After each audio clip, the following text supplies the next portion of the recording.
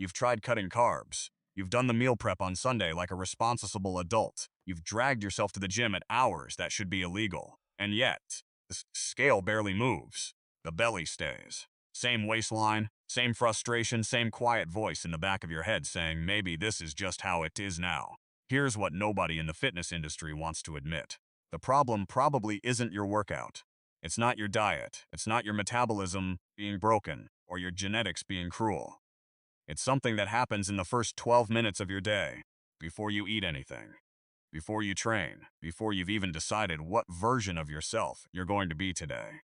And once you understand the actual mechanism, everything you've been doing starts to make a very specific kind of sense. The frustrating kind. Here's the thing about belly fat that the fitness world glosses over. It's not random, it's not purely caloric. And it's definitely not just about how many times you went to the gym this week. Belly fat, specifically the deep visceral kind that sits around your organs and refuses to budge, is largely a hormonal story.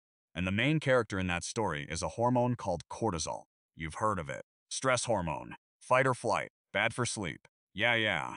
But here's the part that actually matters for your waistline. Visceral fat, the belly fat you can't seem to lose, is packed with cortisol receptors, more than any other fat tissue in your body.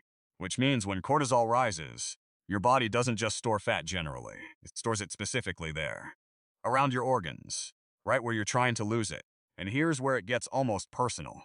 The more visceral fat you accumulate, the more cortisol receptors you develop, which means the more stressed you are, the more your body clings to exactly that area. It's a loop. Cortisol creates belly fat. Belly fat becomes more sensitive to cortisol. More cortisol creates more belly fat. You can eat clean for 6 days and undo significant hormonal progress with one chaotic, high-stress morning. Same food, same training, different internal environment, different result. That's not a theory. That's documented physiology. So why does the morning matter so much? Because your cortisol doesn't stay flat throughout the day. It follows a curve. It peaks in the first 30 to 45 minutes after you wake up. This is called the cortisol awakening response, and it's completely normal. Your brain is supposed to fire a controlled burst of cortisol to get you moving. Energy, focus, alertness. Get up, human, the day needs you. That's the design. The problem is what you do with that window. If your morning is calm, that cortisol peak rises cleanly and then gradually drops across the day. Your metabolism runs efficiently. Your body accesses stored fat for fuel. Everything works the way it's supposed to.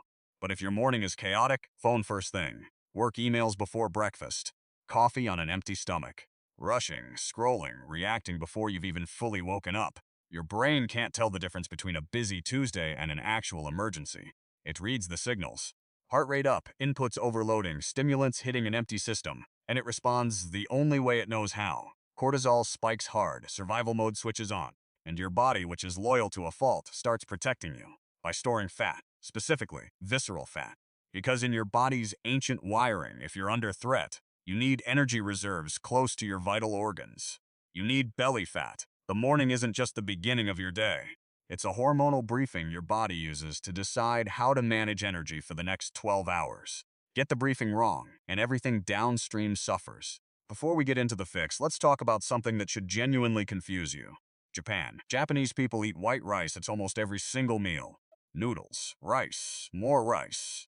The exact foods that every Western diet plan has been warning you about for decades.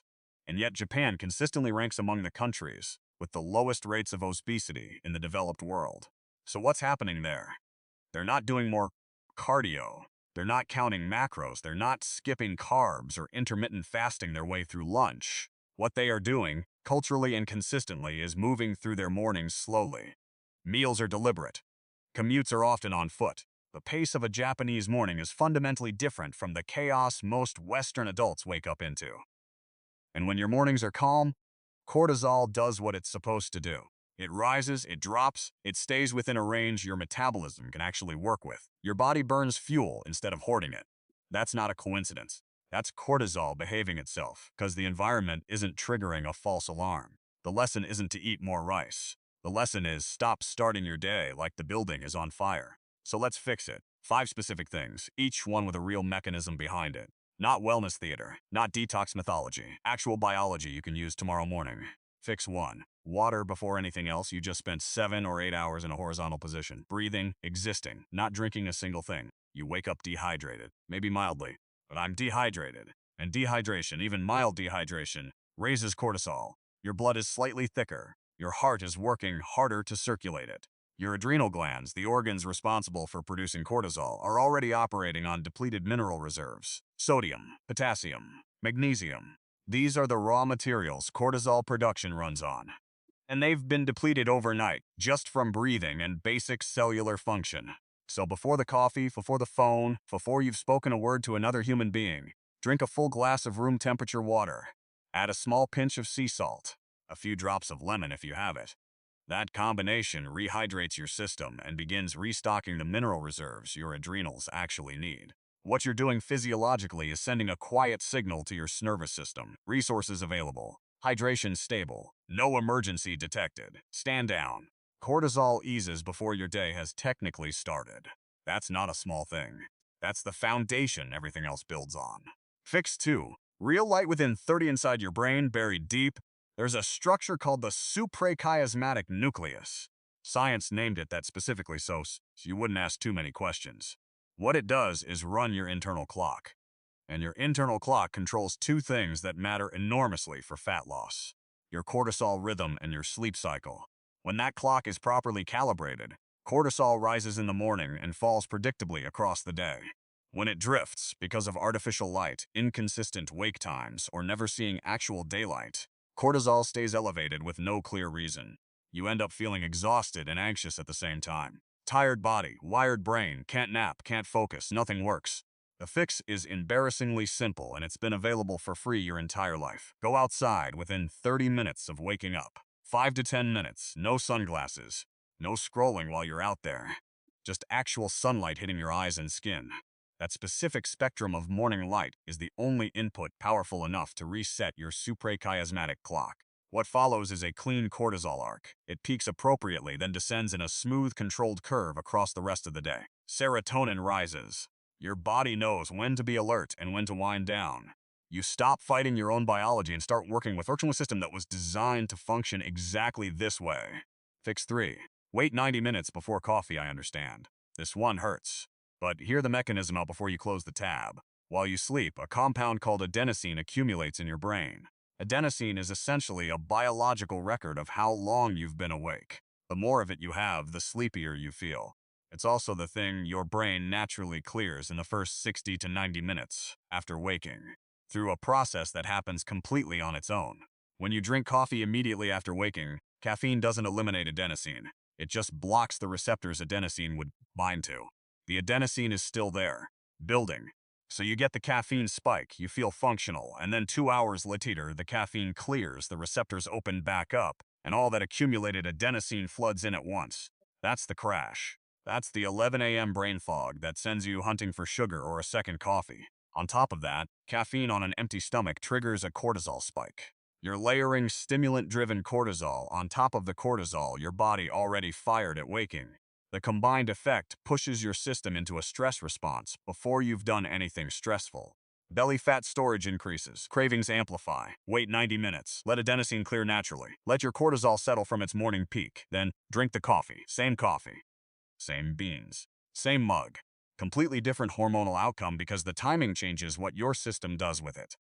Fix 4. Walk, don't sprint. This is the one that makes people genuinely defensive. If you wake up already in a stress state, cortisol elevated, nervous system primed, body running mild fight or flight, and you walk directly into a high-intensity workout, you're stacking stress on top of stress. Your body cannot tell the difference between the stress of a brutal training session and the stress of running from something dangerous. Cortisol doesn't ask for context, it just responds to intensity. So you work harder, you sweat more, you suffer through the session, and your body responds by doubling down on fat storage because from a hormonal perspective, you are clearly being chased by something. The smarter move is almost insultingly boring. Walk outside 15 minutes. And here's the mechanism that makes this surprisingly effective. It's called optic flow. As you move forward through space, the visual environment flows past your eyes in a smooth, continuous pattern. Trees passing, buildings shifting, ground moving beneath you. That specific visual input directly signals the amygdala, the part of your brain that manages threat detection, to stand down. Optic flow basically tells your nervous system, We are moving through space in a calm, controlled direction. Nothing is chasing us. Nothing is wrong. Threat perception drops. Cortisol drops with it. Your body exits the storage state and becomes willing to access fat for fuel. Not because you burned 1,000 calories, because you changed the hormonal conversation. A walk won't go viral. It won't make a great Instagram story. But it will quietly do more for your belly than the workout you've been dreading. Fix 5. No phone for 30 minutes. This is the one most people fail before their feet touch the floor. The moment you open your phone, your brain receives a flood of information it immediately has to categorize and respond to. Notifications, news, messages, other people's opinions, work problems that can wait until later. All of it hitting your prefrontal cortex before it's had time to come fully online. Your nervous system reads that input volume as a threat signal, not necessarily a dramatic one. But enough. Cortisol rises. Your sympathetic nervous system, the fight or flight side, quietly takes over. And just like that, your hormonal environment for the next several hours is set. Fat storage mode, locked in, before breakfast. The fix is just time. 30 minutes, no screen. Let your brain wake up on its own timeline. Let your parasympathetic nervous system, the rest and digest side, set the tone for the morning before the world gets its hands on your attention. Cortisol stays low. Low cortisol is the only environment where your body is genuinely willing to burn stored fat instead of protecting it. Calm is not a mood, it's a metabolic condition. Here's the entire protocol in order. Wake up. Leave the phone alone. Let your nervous system come online without being ambushed. Drink a full glass of water with sea salt and lemon. Give your adrenals what they need before anything else. Go outside within 30 minutes. 5 to 10 minutes of real morning light. No sunglasses. Walk gently for 15 minutes. Let optic flow do the quiet work on your stress response. Wait 90 minutes before coffee. Let adenosine clear. Let cortisol find its natural curve. No supplements, no powders. No protocol sold to you by someone with a discount code. Just the removal of the invisible stressors that have been quietly building a hormonal environment that makes fat loss nearly impossible. Here's the shift in perspective that makes all of this click. You have not been failing at fat loss because you lack discipline. You have been doing hard things in a hormonal environment that was working against you the entire time. Fix the morning and fat loss stops being a fight you have to win every day. It starts becoming something your body is simply willing to do, because you stopped triggering the alarm that was telling it not to. Try this sequence tomorrow. Just one morning. Pay attention to your hunger at lunch. Notice your energy at 3 p.m.